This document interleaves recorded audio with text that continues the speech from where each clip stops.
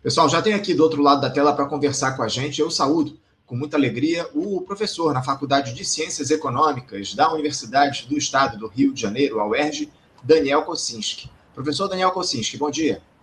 Bom dia, Anderson. É um prazer conversar com você mais uma vez. Prazer recebê-lo aqui mais uma vez, Daniel. Obrigado pela tua presença para fazer esse papo conosco no Faixa Livre, falar sobre temas importantes da política do nosso país, Daniel, ainda mais num cenário como esse, para lá de complicado, em ano de eleições presidenciais e eleições gerais.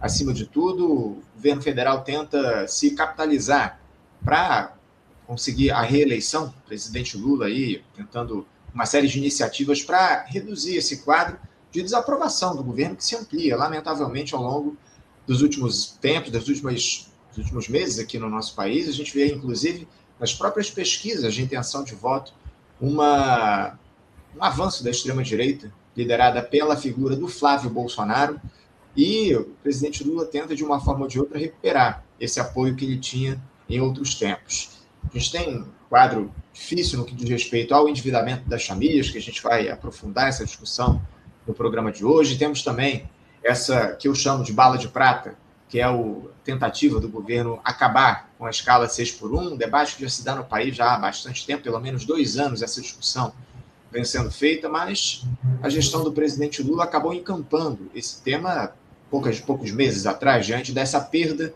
de aprovação que ele teve nas pesquisas. Daniel, eu queria uma análise tua a respeito do momento que o país atravessa, essas dificuldades que o governo Lula vem enfrentando e as tentativas aí dessa gestão no sentido de recuperar o apoio popular perdido. Como é que você vê o governo há pouco mais de 5 meses das eleições presidenciais, Daniel? Bem, Anderson, eu vejo o governo numa posição, não há qualquer dúvida em relação a isso, muito frágil, né? Muito vulnerável. Bem, eu sou bastante crítico, né, ao governo, já de longa data, já conversamos sobre isso em algumas ocasiões, né? Esse quadro não me surpreende, para ser franco, né? Não me surpreende na medida em que eu avalio que é um governo que quase não governou, que muito pouco governou, certo? Evidentemente, existem obstáculos estruturais a que esse governo governe, a gente não pode ignorá-los, né? Nós temos, por exemplo, o problema, acho que só podemos nos referir dessa forma, do Congresso Nacional, certo? O Congresso Nacional brasileiro, nesse momento, no meu entendimento, é um problema para que se governe, certo?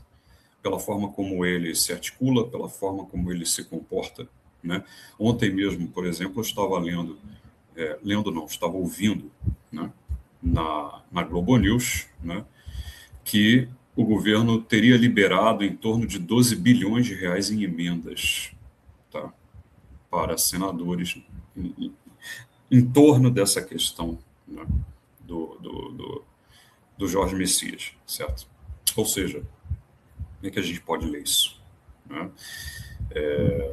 Seria basicamente o governo comprando ou tentando comprar com 12 bilhões de reais, né, os votos necessários para aprovar o Messias, certo?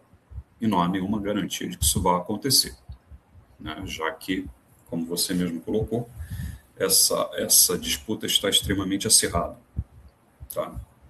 Ou seja, no meu entendimento, o que se pode esperar de um Congresso que se comporta dessa forma, certo? Muito pouca coisa, né? Na melhor das hipóteses, muito pouca coisa. Então, esse é um lado da questão. Claro, existem outros, evidentemente, né? Muitos obstáculos para que o governo efetivamente governe. Mas, por outro lado, eu também vejo um governo eivado de vícios, eivado de problemas de origem, né, que também fazem com que ele não governe, né, ou governe pouquíssimo, governe apenas nas margens. Então, por exemplo, é um governo que não apresentou em nenhum momento iniciativas, né, fundamentais para resolver alguns problemas críticos, alguns problemas estruturantes desse país hoje, né? Então, por exemplo, eu vou começar pelo problema das bets, das chamadas bets, né?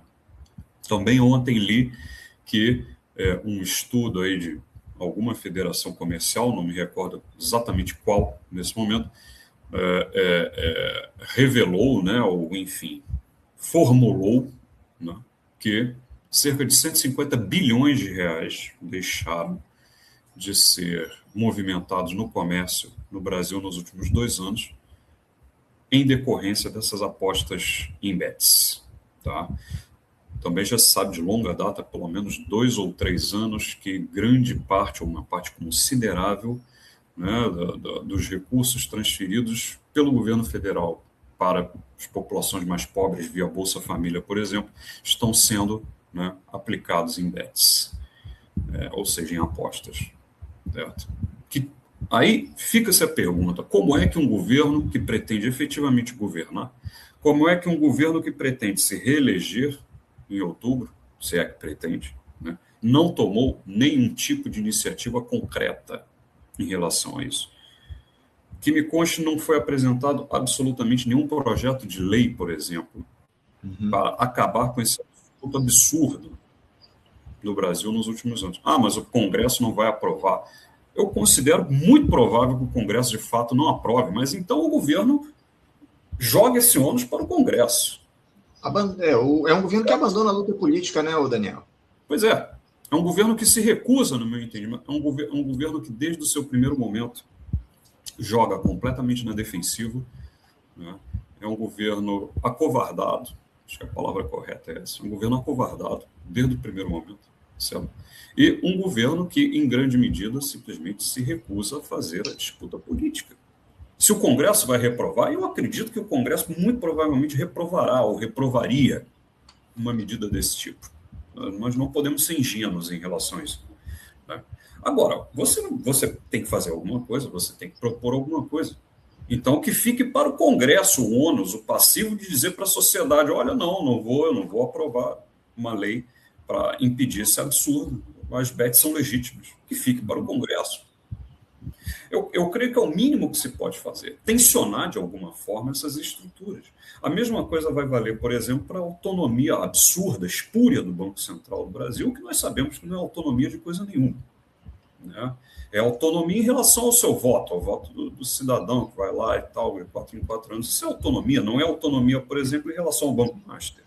Jamais teria acontecido esse absurdo do Banco Master, né, sem uma omissão do Banco Central no cumprimento das suas funções.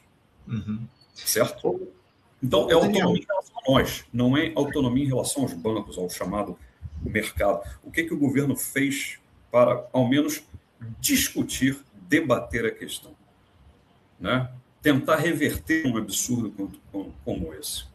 Nada, absolutamente nada. A BR Distribuidora, a mesma coisa. Aí agora reclama do preço dos combustíveis. Quer dizer, é um governo que, no meu entendimento, né, se resignou desde os seus primeiros momentos a não governar, a governar nas margens, nas migalhas. Bom, como é que pode reclamar agora que está impopular, que está em vias de perder uma eleição? Eu não vejo como.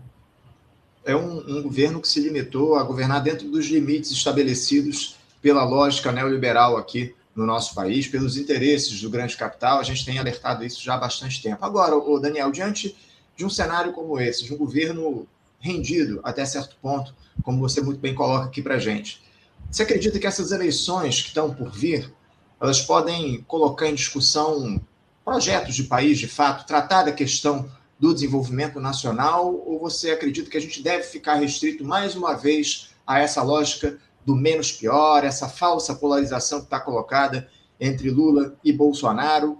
O que é que a gente pode esperar para essas eleições? Dá para discutir um projeto de desenvolvimento nacional, por exemplo? Eu penso que é improvável que isso aconteça, bastante improvável. Me parece que será uma eleição decidida por rejeições. Quem é o mais rejeitado? Né? Quem é o mais repudiado? Quem é o mais rechaçado pela população? Né? Lula ou Flávio Bolsonaro? Ou, eventualmente, não se pode descartar a ascensão de algum outro candidato, né? Com uma rejeição menor. Por exemplo, um Caiado, um Zema, ou alguma coisa nesse sentido. Né? Não creio que nós devamos descartar de sair dessa possibilidade. Mas vamos supor que, né, tudo continue como eu creio que seja mais provável, né, centrada numa disputa entre Lula e Flávio Bolsonaro, né, ou seja, o candidato do bolsonarismo. Nesse caso, eu vejo pouquíssimo espaço para que seja discutido qualquer tipo de projeto de país, de alternativas de desenvolvimento. Muito provavelmente ficaremos restritos a essa polarização, né, a esse ódio de parte a parte, né, a essa disputa de rejeições, ou seja, como é que eu vejo o governo, né, atuando numa eleição nesse cenário? Eu creio que o governo dedicará mais tempo e energia, né, a expor, né, as infinitas contradições, problemas, vamos dizer assim, né, da candidatura do Flávio Bolsonaro, certo? Ou seja, a explorar a rejeição muito elevada que o Flávio Bolsonaro também tem, né, e que pode se tornar ainda mais elevada, basta que certas coisas sejam trazidas à tona, relembradas, né? Eu creio que o governo vai apostar muito mais nessa linha do que numa linha de mostrar os seus feitos. As suas realizações são pouquíssimas, né? São pouquíssimos, extremamente raros, escassos, né? Pelo menos no meu entendimento. Tá? E da parte do Flávio Bolsonaro, o que o Flávio Bolsonaro teria a propor, a oferecer, né?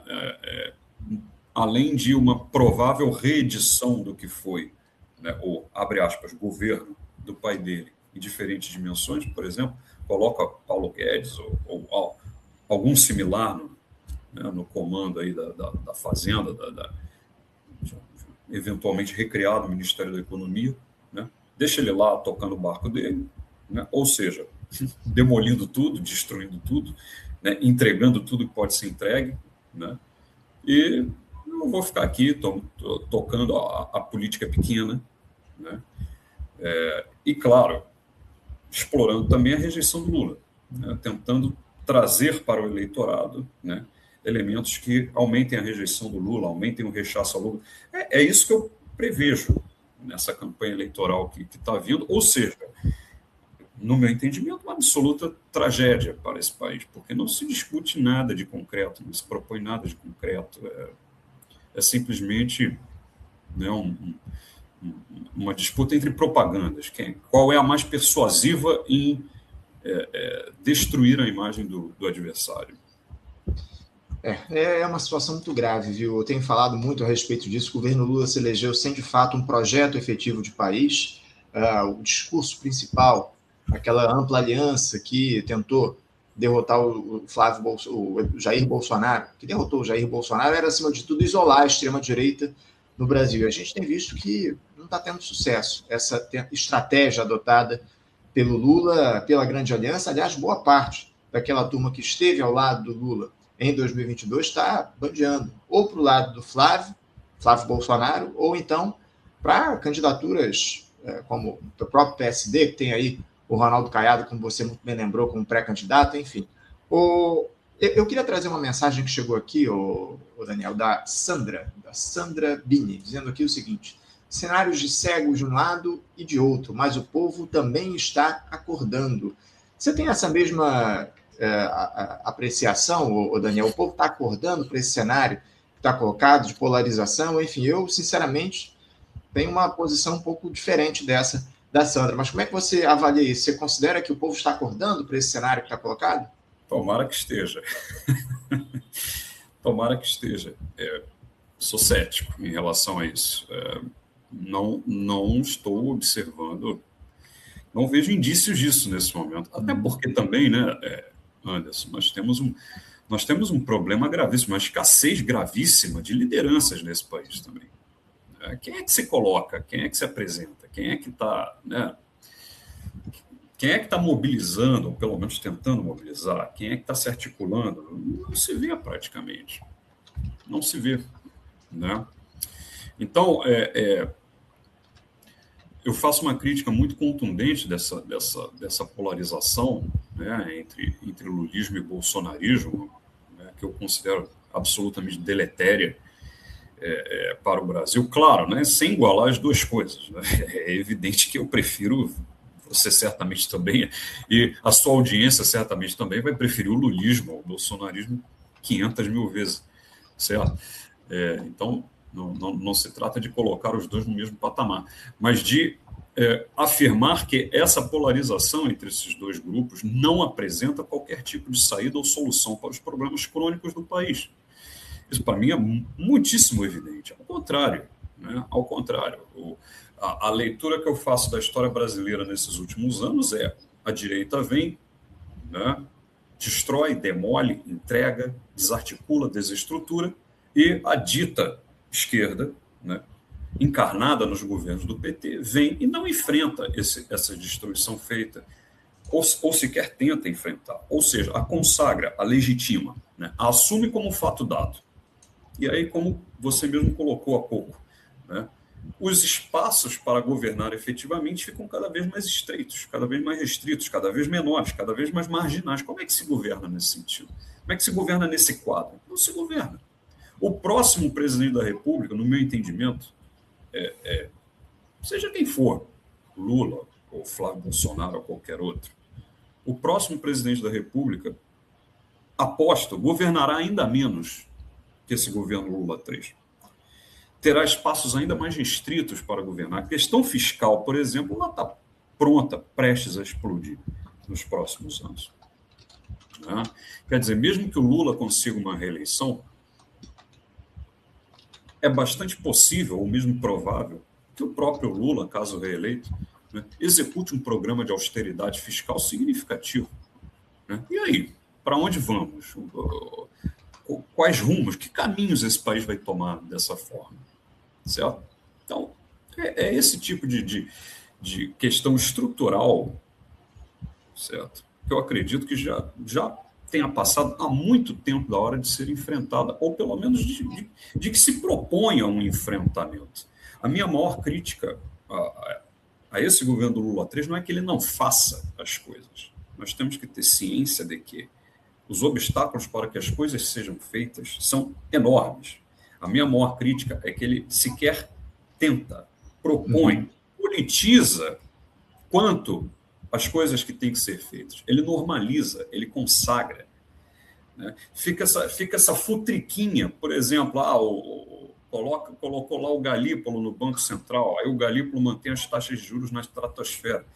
Entendeu? Aí fica essa futriquinha de partido, nota de partido, o presidente do partido faz uma crítica, uma velada, e não sei o quê, e papapá, para ver se algo acontece. Francamente, isso é ridículo.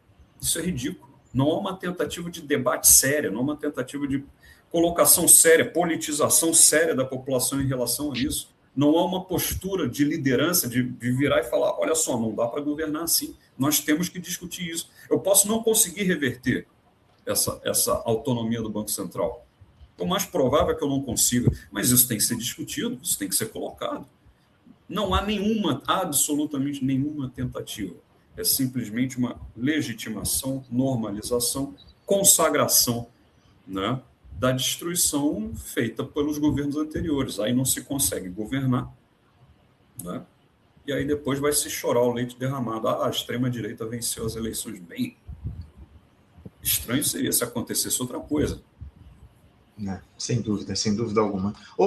Daniel, eu já queria entrar nesse tema que está sendo discutido bastante ao longo das últimas semanas, que é essa questão do superendividamento das famílias. Né? O governo vai apresentar na próxima sexta-feira, o que tudo indica, Dia do Trabalhador, um novo projeto, uma nova proposta aí de redução das dívidas das famílias, um novo plano que está, no momento, sendo apelidado de Desenrola 2.0. A gente teve aquele programa Desenrola lá no início do governo do presidente Lula, que não conseguiu ter resultados muito efetivos diante do quadro que estava colocado, e agora essa bolha estoura novamente, um percentual enorme dos brasileiros endividado. E eu queria a tua análise a respeito disso, por favor, Daniel, porque eu tenho ouvido muita gente dizer que o que está na origem desse superendividamento, acima de tudo, é de que houve um aumento do consumo do país nos últimos anos, ou seja, as pessoas se endividaram para consumir. O que levou ao aumento do consumo foi esse quadro de superendividamento. Eu queria uma análise tua a respeito dessa questão. Você considera também que esse aumento do consumo que houve ao longo dos últimos anos está diretamente relacionado a esse endividamento que foi adquirido pelas famílias do país? E não só do consumo, né? Eu diria que o aumento do endividamento ele é uma consequência de uma sociedade, né, na qual um emprego, né, sólido, estável, que lhe pague um salário efetivamente suficiente para você levar a sua vida, né? Isso é cada vez mais raro, certo? Nós vivemos numa sociedade. O Brasil hoje é um país de subemprego, em escala generalizada, em escala maciça, certo? Esse enxame de motoristas de moto, de bicicleta, disso tudo entregando coisas, é subemprego, convenhamos. Esse enxame de motoristas de Uber. Enfim, o Brasil desindustrializado do século XXI, ele regride a uma estrutura primária exportadora, né, exportadora de commodities e tal, não sei o quê, né? E nos meios urbanos, uma estrutura de serviços de baixa complexidade, baixa qualificação, baixos rendimentos, precarização de relações de trabalho, certo? E logo uma baixa capacidade, uma baixa capacidade de gerar renda, de gerar consumo e tal, certo? Então esse é um lado da coisa. O outro lado da coisa é que nós temos uma política de taxa de juros absolutamente alucinada, do ponto de vista, né, de um país que se pretenda um país em estruturação, um país com investimentos produtivos, preferencialmente, com ampliação de infraestrutura, habitação, enfim, com tudo isso que as pessoas precisam para viver e que o país precisa para prosperar, certo? Nós estamos já, o quê? Cerca de 2 anos, talvez até mais, com taxas de juros reais acima de 10%. Em alguns momentos, quase 11%. Certo? Como é que um país desse vai funcionar? Então, você tem, de um lado, as pessoas com necessidades, as pessoas precisam consumir, as pessoas querem também consumir, que a gente, né, não vive só de necessidade. As pessoas querem, precisam consumir, né, precisam tocar suas vidas, né, precisam melhorar suas vidas, melhorar a vida das suas famílias, mas não tem renda para isso, não tem emprego para isso, não tem salário para isso. Então recorrem ao crédito, certo? Cuja disponibilidade cresceu significativamente no Brasil nos últimos anos. Até aí tudo bem, né? Dizem que crédito é o motor do capitalismo, e de fato é, né? Se nós somos uma sociedade capitalista, né, então a ampliação do crédito, a princípio, pode ser visto como uma coisa positiva. Agora, se você tem um crédito nas taxas de juros que você tem no Brasil, absolutamente criminosas, de agiotagem legalizada, de agiotagem oficializada, com a chancela governamental, qual vai ser o resultado dessa combinação? Só poderá ser um endividamento explosivo, certo? Então, o governo agora vem com mais um programa ou pacote, né, que não conseguirá nada mais do que um alívio temporário relativo de curto prazo, né, no endividamento de algumas partes da população, algumas pessoas, não passará disso. Tá? E que não vai atacar em absolutamente nada as raízes estruturais do problema. Nós agora estamos indo para o desenrola 2, daqui a pouco nós estaremos no 3, no 4, no 5, no 10, no 15, no 50. Se as condições estruturais do endividamento brasileiro, leia-se a falta de desenvolvimento, a falta de emprego, a falta de renda, a falta de indústria, né? E, de outro lado, essa taxa de juros, essa política de taxa de juros, né, estratosféricas que nós temos, né, voltadas única e simplesmente para o rentismo, para o controle, né, abre aspas, da inflação, né, privilegiando os setores financeiros, nós não vamos ter saída disso. Então, Anderson, eu vejo isso como uma medida desesperada do governo, né? É uma medida eleitoreira, desesperada do governo, no sentido, bem, as eleições estão se aproximando, a minha popularidade está muito baixa, eu tenho que fazer alguma coisa para recuperá-la, né? E tem esse problema aqui do endividamento sistêmico, crônico, né, e ostensivo da população. Então, vamos oferecer alguma coisa que permita algum alívio temporário para essas pessoas e tal. Ok, não estou dizendo que eu sou contra. Estou dizendo, não resolve o problema, não resolve as raízes do problema, não resolve a estrutura do problema. Ao contrário, perpetua. Na verdade, o que você vai fazer é gerar condições para essas pessoas se reendividarem novamente daqui a pouco. É isso.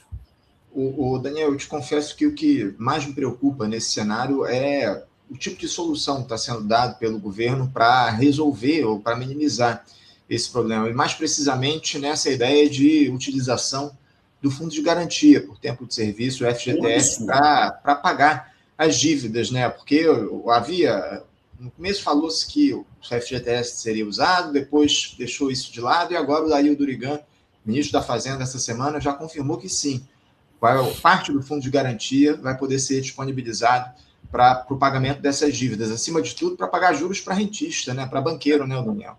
Não, isso é, na melhor das hipóteses, um absurdo.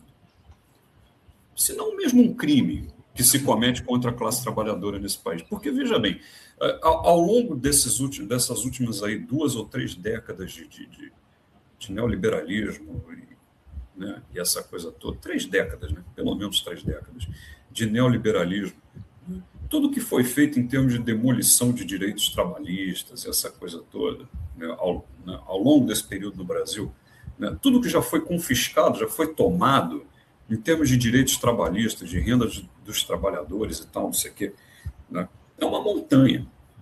No entanto, uma das últimas coisas que ainda sobra é o FGTS. O FGTS é uma poupança forçada, né, que o governo impõe, né, que será utilizada, desfrutada pelo trabalhador em algum momento lá na frente, para comprar um imóvel, enfim, alguma coisa, certo? O que está se propondo agora é a entrega desta poupança forçada do trabalhador, que provavelmente, né, talvez seja uma das últimas coisas que ainda cabem de direito, né, aos trabalhadores brasileiros, entrega disso para os bancos, para as financeiras, em troca de uma redução, em grande medida, marginal do endividamento, né? Pode resolver o problema de um ou outro que possa conseguir saldar sua dívida integralmente, mas no todo, no geral, no conjunto geral da sociedade, será uma redução marginal, apenas isso, né? E temporária, porque com as taxas de juros que nós temos atualmente, né, em breve essas pessoas, sem terem renda, emprego, né, tudo isso nós estávamos discutindo antes, compatíveis com as suas necessidades, elas em breve estarão endividadas de novo, pesadamente endividadas de novo. Certo? Então, você propõe a entrega de um dos últimos direitos dos trabalhadores brasileiros, que é o FGTS, para o sistema bancário, para o sistema financeiro, né, praticando essas taxas de juros absolutamente proibitivas, punitivas, né, que se pratica no Brasil, a troco de quê? A troco de alcançar uma breve redução de endividamento com fins evidentemente eleitorais. Isso porque se chama Partido dos Trabalhadores, né, Anderson? Imagina se fosse Partido dos Patrões. O que eles não estariam fazendo? O Daniel, eu aproveitei e pincei aqui um comentário que veio no chat. Por favor, pessoal, manda aqui seus comentários, dê o seu like aqui, a sua curtida na transmissão para engajar aqui o programa. Muito importante esse engajamento que vocês criam. Mandem aqui suas perguntas, suas mensagens, superchat, super sticker. Vamos sortear livro essa semana. Vocês estão sabendo, na quinta-feira amanhã vamos sortear um livro entre todas as pessoas que enviarem superchat ou super stickers ao longo dessa semana. Peguei uma mensagem aqui do Cleverton. Ele diz aqui o seguinte: frase simples e eu vou te passar logo para análise. Lula odeia banqueiro. Você concorda com o Cleverton que o Lula, presidente da República, odeia banqueiros? Odeia, com certeza. Imagina se gostasse. É difícil, né, Daniel? Porque a gente vê um governo, mais uma vez, um governo que se colocava lá atrás como de reconstrução nacional, reproduzindo essa lógica neoliberal que o país já, como você muito bem colocou, há pelo menos 3 décadas alimenta. A gente teve um Congresso Nacional do PT no último final de semana, não sei se você ficou sabendo, se você viu, mas no documento final desse Congresso, o 8º Congresso do PT, o partido, eu até discuti isso aqui ontem com o Breno Altman, o partido coloca que esse neoliberalismo em crise precisa ser enfrentado. Eu estou sem a imagem do Daniel aqui, não sei se os nossos espectadores também estão com problema na imagem dele. Você me escuta, Daniel? Eu continuo ouvindo. Eu estou sem a tua imagem aqui, está tudo preto. A minha tela ficou em branco, repentinamente. Vamos fazer o seguinte, vamos tentar refazer aqui a conexão para a gente voltar aqui para o canal, para a sala, para a gente tentar fazer esse papo. Travou lá a imagem do Daniel, vamos ver se a gente consegue fazer com que ele retorne aqui a nossa transmissão. Dá para fazer sem imagem o programa no YouTube, parece que está com um problema ali no computador. Mas eu ia tratar com o Daniel dessa situação envolvendo o Partido dos Trabalhadores e o PT denunciando um neoliberalismo em crise que precisa ser enfrentado a partir de um governo que adota todas as dinâmicas do neoliberalismo, aprofunda essa lógica aqui no país com arcabouço fiscal, com essa possibilidade aí de se rever o piso constitucional da saúde e da educação, com revisão dos programas de benefício para os brasileiros, enfim, o BPC teve perda de recursos, o aumento real do salário mínimo foi reduzido a partir do arcabouço fiscal, desse corte de gastos está colocado, o aumento real do salário mínimo está limitado aos 2,5% do arcabouço fiscal. Enfim, vamos fazer essa discussão aqui com o Daniel daqui a pouquinho. Ele deve estar voltando aqui para a sala, ele saiu ainda há pouco, daqui a pouco ele volta para conversar com a gente. Enquanto isso, vamos ver aqui mais mensagens. Vamos ver nada, porque o Daniel já está de volta aqui. Vou colocar a imagem dele para conversar com a gente. Você me escuta bem, Daniel? Sim.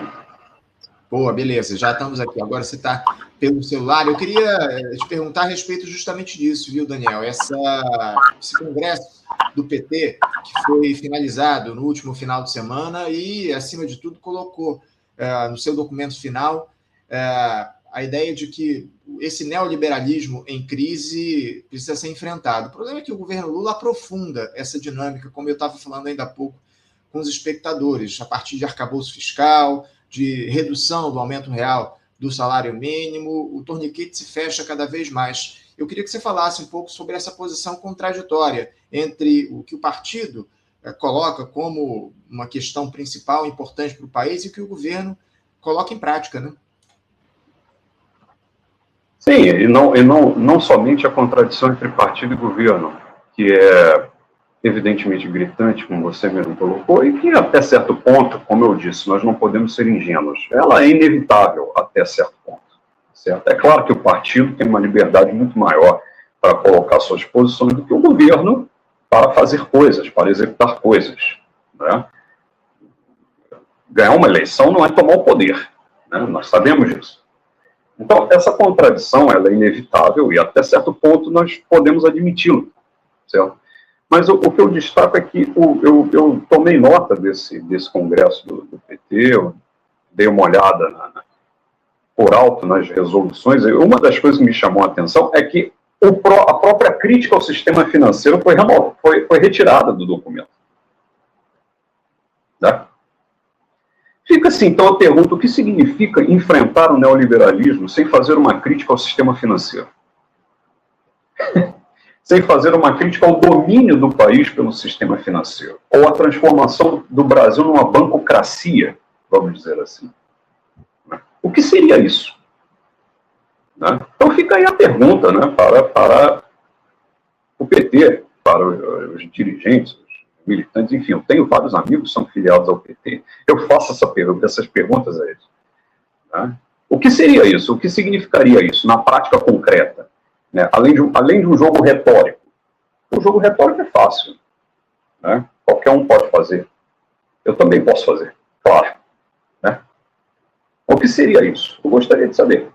E, por outro lado, Anderson, quando nós falamos da questão da frente ampla e dessa coisa toda, o PT fez uma representação das eleições em 2022 como uma eleição, né, digamos assim, da democracia contra o fascismo, né, contra a barbárie, essa coisa toda. E já naquela época, né, se fez a crítica entre os críticos, né, eu me encontrava, de que derrotar o fascismo não era vencer a eleição. Derrotar o fascismo seria governar contra o fascismo. Né? Desfazer as destruições do fascismo, dos neoliberais e essa coisa toda. Isso não foi feito. Né? Venceu-se o fascismo na eleição. Ok, mas não se governou contra ele. Certo? Não se mudou estruturalmente as condições de vida da população. Muito pelo contrário. Tá? Você conseguiu melhores pontuais em alguns aspectos. Né? Por exemplo, a redução da fome. Óbvio, isso é fundamental. A gente não vai menosprezar, não vai diminuir esse fato. É claro que isso é crucial. Méritos para o governo nisso aí. Né? Mas isso está muito longe de resolver os problemas críticos do país, da sociedade brasileira. É preciso ir muito além disso. E não se foi, não se vai, e não se irá agora nos últimos meses de governo. Certo? Então, nós ficamos aqui discutindo e rediscutindo basicamente a mesma questão.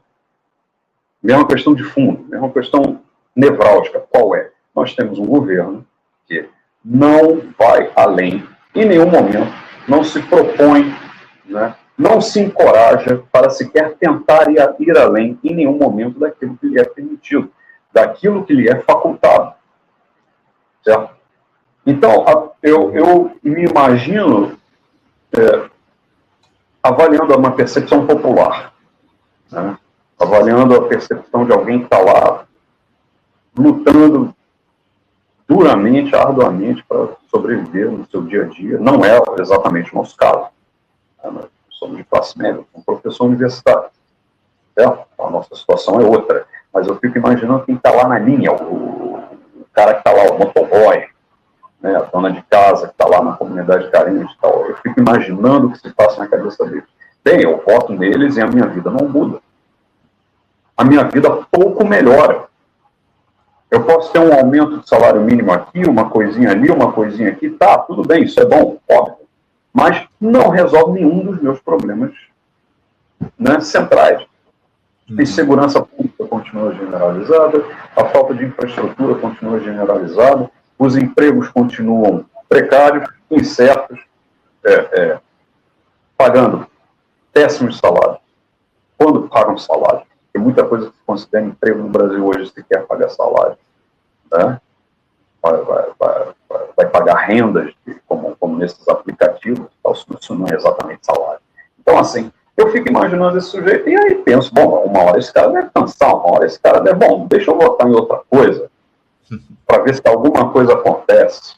Lamentavelmente, tragicamente, essa outra coisa, né, já foi Jair Bolsonaro.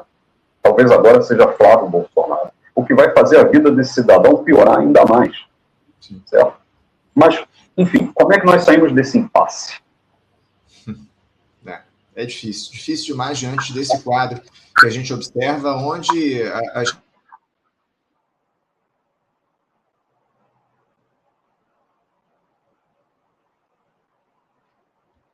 Cortou o seu áudio para mim agora, Anderson. Eu fechei aqui no áudio sem querer, peço desculpas aos nossos espectadores. Eu dizia o seguinte, Daniel, porque a gente tem um quadro, eu queria falar um pouco sobre essa ideia de conciliação de classes que está colocada. Na minha avaliação, a gente chegou no limite dessa dinâmica de conciliação defendida pelo lulismo já há bastante tempo. E quem está aproveitando melhor essa lógica de ruptura, digamos assim, é a extrema-direita. Por que a esquerda não consegue capturar esse discurso de descontentamento da população com a política institucional que, via de regra, favorece os donos do capital hegemônico? Por que só a direita ou a extrema-direita consegue capturar esse discurso do antissistema? Bem, essa é uma resposta muito complexa, né? Nós poderíamos ficar muito tempo aqui discutindo.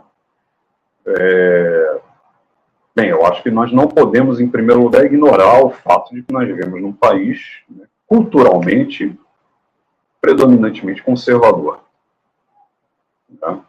Nós somos um país de bases cristãs, né? Antes predominantemente católicas, ou melhor, ainda predominantemente católicas, mas também, em medida cada vez maior, né, evangélica, certo? Isso aí, no meu entendimento, já é um forte elemento para nos inclinar, né, o grosso da população brasileira para posições políticas, né, mais conservadoras. Né, posições políticas, morais, éticas, enfim, mais conservadoras. Então, isso já coloco isso aí de saída como um obstáculo considerável aqui, né, a esquerda consiga aproveitar, capitalizar, organizar esse descontentamento. Outros elementos nós podemos discutir aqui, por exemplo, é que, se nós olharmos aí de uma perspectiva, como é que eu posso dizer, mais estrutural da coisa, quem realiza o melhor trabalho de base no Brasil hoje, né, é a direita, não é a esquerda. não são os partidos de esquerda, não são as organizações de esquerda, é a direita, né? Principalmente através, por exemplo, das mesmas igrejas evangélicas, ou da maior parte dessas igrejas, né? Porque elas não têm absolutamente todas o mesmo perfil, longe disso, certo? Mas esse é o melhor trabalho de base sendo realizado no Brasil nas últimas décadas, né? Então isso também vai favorecer, vai facilitar a capitalização dessa insatisfação, né, por esses grupos, não pelas esquerdas. O terceiro elemento que eu creio que nós não possamos ignorar de maneira nenhuma é o próprio efeito dos governos do PT, certo? Que são governos de cooptação, né, de parte considerável, né, dos partidos, das organizações de esquerda para o seu programa, né, ou para o seu arco de alianças, que acaba sendo, no final das contas, um arco de alianças voltado predominantemente para vencer eleições, né, para ser admitido como um governante, ainda que, como já dissemos, sobre os limites cada vez mais estreitos, cada vez mais restritos, né, que o neoliberalismo lhe dá, e que são cada vez mais insuficientes. Eu concordo plenamente com a sua avaliação, né, de que a viabilidade dessa conciliação está cada vez menor. Por outro lado, eu não vislumbro nenhuma saída clara para essa questão. Certo? Não vislumbro nenhuma saída clara. Muito pelo contrário, o que, no meu entendimento, tende a acontecer, claro, né? Não tenho bola de cristal, não fazemos futurologia, mas o que, no meu entendimento, tende a acontecer, né, é, de fato, um retorno dessa extrema-direita ao governo. Acredito que essa seja a maior possibilidade, a maior probabilidade, não necessariamente nessa eleição de 2026, embora me pareça absolutamente possível, né? Mas no médio e longo prazo. Eu acredito que essa seja a tendência colocada. Então, nós temos aí diferentes elementos que nós poderíamos elencar aqui, e que, claro, renderiam muitas horas de discussões, debates, divergências, né, do porquê que a esquerda não consegue capitalizar essa insatisfação social. Uhum. É isso, o que é ruim pode piorar ainda mais diante desse cenário que a gente tem visto aí ao longo dos últimos tempos, essa possibilidade da extrema-direita voltar ao poder aqui no nosso país. Enfim, Daniel, eu queria avançar aqui na nossa discussão, falar um pouco sobre um outro assunto que tem tomado muito o noticiário, que é essa situação envolvendo as terras raras, né? A gente teve a venda recentemente da empresa Serra Verde, da mineradora Serra Verde, por uma negociação intermediada pelo ex-governador de Goiás, o Ronaldo Caiado, pré-candidato à presidência pelo PSB, a venda da mineradora para uma empresa estadunidense ligada ao governo de Donald Trump. A Serra Verde é a única empresa de mineração de terras raras no mundo fora da China. E está aqui no nosso país, enfim. O governo Lula, que tem o Estado brasileiro que tem a posse do subsolo do país, poderia questionar a venda dessa empresa. Até agora, nada fez. Não se judicializou essa questão, não se deu uma canetada para impedir que essa venda fosse efetivada, enfim. Inclusive, o governo já barrou a possibilidade da criação de uma estatal de terras raras aqui no nosso país. Uma proposta, inclusive, feita pela bancada do Partido dos Trabalhadores na Câmara dos Deputados. O PT já disse que não vai apoiar a criação da Terrabras. Como é que você vê essa discussão sobre terras raras, especialmente a postura do governo diante da venda da empresa Serra Verde, da mineradora, e também do não apoio à criação da Terrabras? Anderson, eu vejo nos mesmos marcos, né, de toda a discussão que nós estamos fazendo aqui. Em relação a outros aspectos, né, outras questões, eu vejo como uma postura defensiva, uma postura acovardada, né, diante do que me parece uma flagrante tentativa de violação de soberania nacional, talvez até de sedição.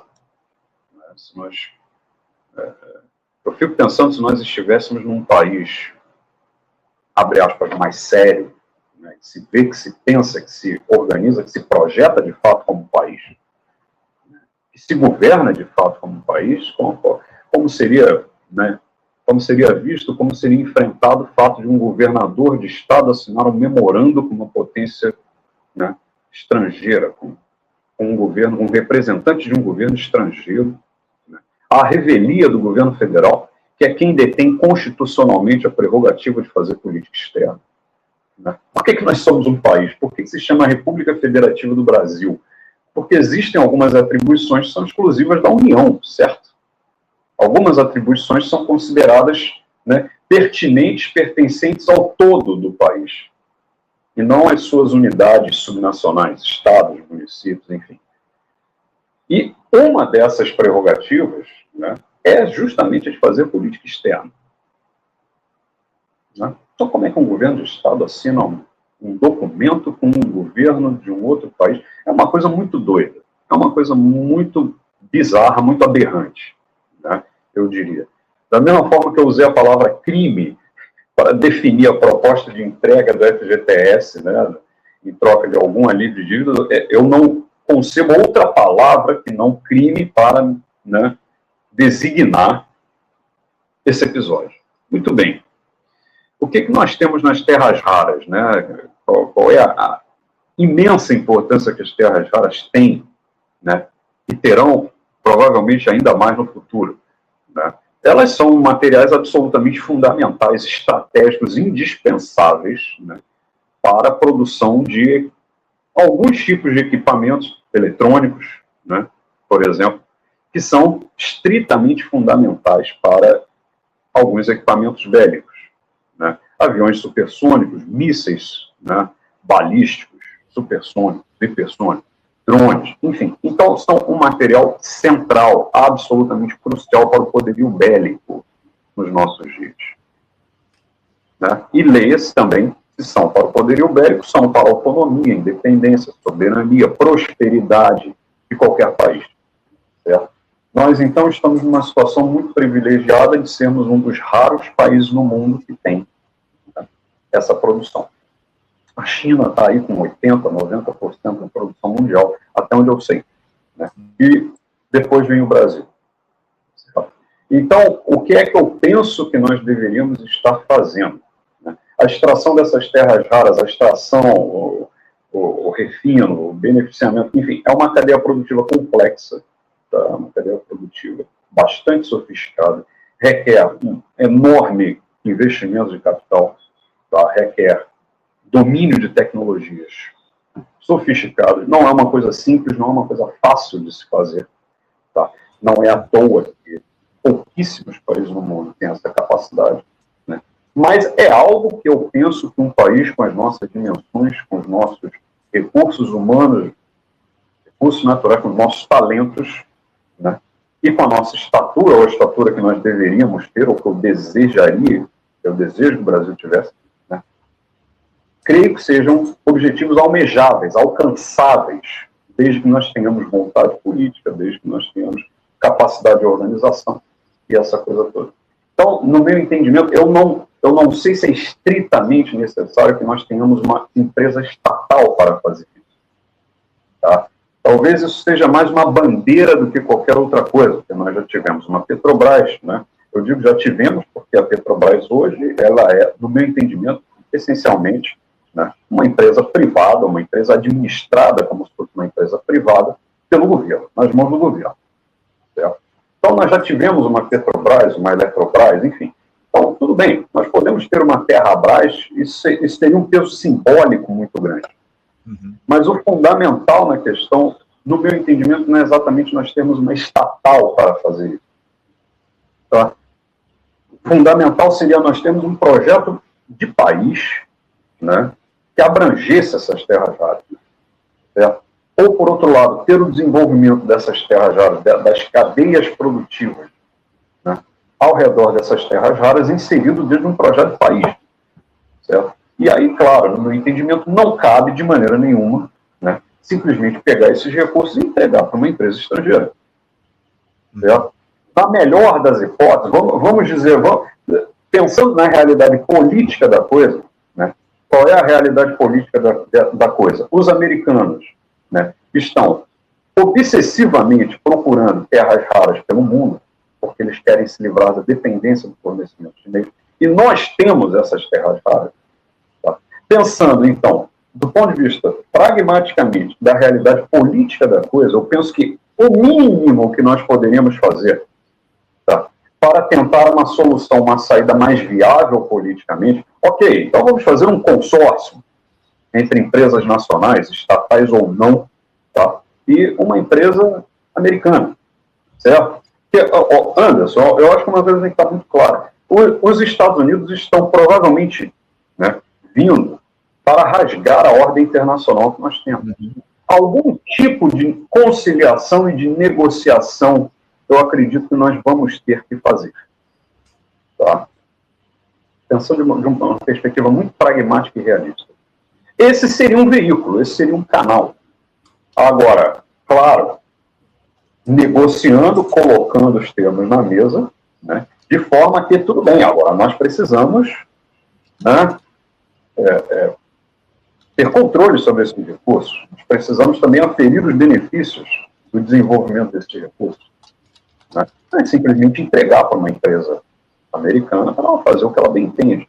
Certo? Então, mais uma vez, né, eu creio que existam posicionamentos, né, que poderiam, pelo menos, avançar consideravelmente mais na promoção dos interesses nacionais, de desenvolvimento, de segurança, de soberania, tá? E ainda assim conseguir algum tipo de conciliação, de compatibilização com os interesses da superpotência, que não sejamos ingênuos, né, da superpotência que está reordenando a força, né, principalmente pela violência, o sistema internacional. E nós não passaremos incólumes a isso. Nós não passaremos incólumes a isso. Ao contrário, o que eles chamam de hemisfério ocidental é uma área central, fundamental, né, sobre a qual eles vão asseverar por todos os meios que puderem o domínio deles. O Daniel, fala-se muito, é um dos argumentos utilizados aí para falar a respeito dessa venda da Serra Verde, é que o Brasil não teria capacidade para fazer o refino dessas terras raras, não teria tecnologia suficiente para fazer o processamento desse material. Só que isso não é verdade. A gente conversou aqui na semana passada com o Diógenes Breda, participou de um debate aqui conosco, onde ele falou que sim, o Brasil tem tecnologia para refinar essas terras raras. Aliás, o Brasil já teve até uma estatal de terras raras. O Roberto diz aqui o seguinte, nosso espectador, palavras do próprio Diógenes, a Nuclemon, criminosamente desmobilizada, tinha as bases para o trabalho com as terras raras, a partir da areia monazítica. O próprio Diógenes conversou conosco na semana passada e falou que a Nuclemon, que era essa empresa de estatal de terras raras, ela foi desmontada ali, foi criada lá nos anos 60, se eu não estou enganado, e desmontada ali a partir dos anos 1980, dos governos Fernando Collor, Fernando Henrique Cardoso, e depois entregue, desmobilizada a empresa. A gente teria capacidade de fazer o processamento dessas terras raras, o refino, digamos assim, mas por uma escolha política, isso acabou não acontecendo. Daniel, eu quero... chegou um superchat aqui, vamos ver aqui o Ecologia, Marxismo. Obrigado, viu, o Renato 5, mandando aqui o seguinte, vamos ver se depois do Super El Niño as pessoas entendem que as terras raras e o petróleo têm que continuar onde estão. Precisamos aceitar o decrescimento. Não haverá desenvolvimento, haverá colapso. Palavras do Renato 5. Um último comentário teu a respeito dessa fala do Renato. Como é que você vê essa questão relacionada às mudanças climáticas e à exploração dos recursos naturais, Daniel? Bem, olha, eu concordo na essência do argumento, tá? Eu concordo na essência do argumento. Não sou de nenhuma maneira um elemento, um personagem que nega a questão ambiental e que acha que isso é coisa de ONGs, que estão querendo travar o desenvolvimento do Brasil. Não, eu não compro esse discurso, que conheço alguns que fazem, certo?